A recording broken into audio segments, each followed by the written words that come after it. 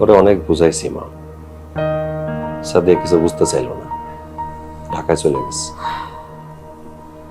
বড় লোকের মাইয়া এই টিনের ঘরে থাকতে পারবো কি পারবো না এটা যাই নাই বিয়ে করা দরকার ছিল। বিয়ের আগে কি ভাবনা এত কিছু আসে কও? বাবারে, গরিবের সন্তান তুই, বড় লোকের মাইয়া বিয়ে করার আগে অনেক চিন্তা ভাবনা করা দরকার ছিল।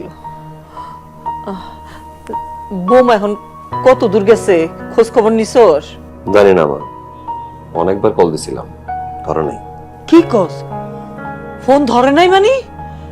পথে ঘাটে আবার কোনো বিপদ আপদ হয় নাই তো? আরেকবার ফোন করে দেখ।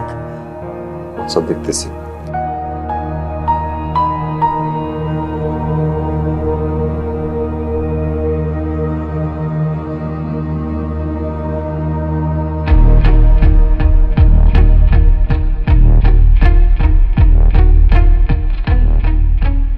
হ্যালো সাদিয়া।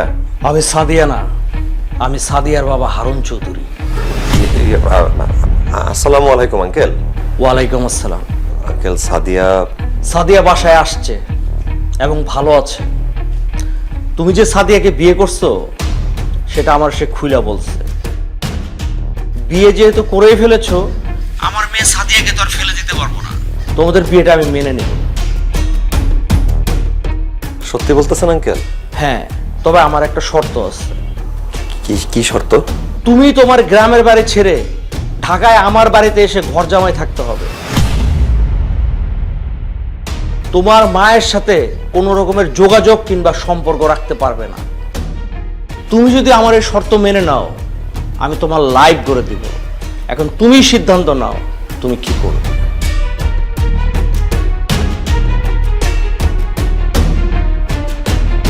এই নে তোর মোবাইল।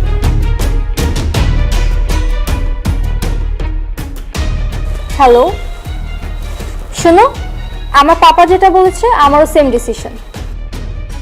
এখন সিদ্ধান্ত তোমার। বড়লোক শ্বশুরের জামাই হয়ে শহরে এসে আলিশান জীবনযাপন করতে চাও, নাকি গ্রামে থেকে তোমার গরিব মায়ের অভাবে সংসারে ধুকে ধুকে মরতে চাও? 2 দিন সময় দিলাম তোমাকে। 2 দিনের মধ্যে যদি তুমি না আসো, তাহলে কিনা আমি তোমাকে ডিভোর্স দেব। বৌমা পৌঁছে গেছে? কি কইলো? আমার শ্বশুর বলছে আমাকে বিয়েটা মাইনে নিব, আলহামদুলিল্লাহ। তবে শর্ত আছে। কিসের শর্ত? ঢাকায় শ্বশুর বাড়িতে ঘর জামাই থাকুন লাগবো, তোমার লগে কোনো যোগাযোগ সম্পর্ক রাখা যাবে না।